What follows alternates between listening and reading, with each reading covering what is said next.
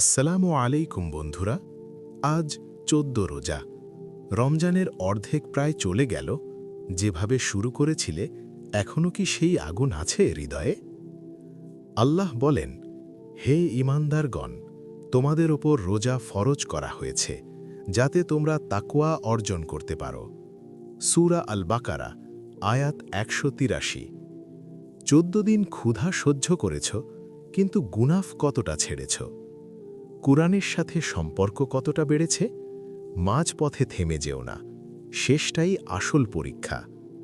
আল্লাহ, তুমি আমাদের এই রোজাগুলো কবুল করো, শেষ পর্যন্ত এবাদতে স্থির রাখো এবং আমাদের তাকওয়াবান বানাও।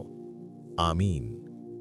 আমাদের এই ভিডিওটি ভালো লাগলে লাইক করো, চলুন আলোর দিশায় চ্যানেলটিকে সাবস্ক্রাইব করো ও ফলো করো ফেসবুক এবং ইনস্টাগ্রামে, আর দ্বীনি বার্তা ছড়িয়ে দিতে শেয়ার করো।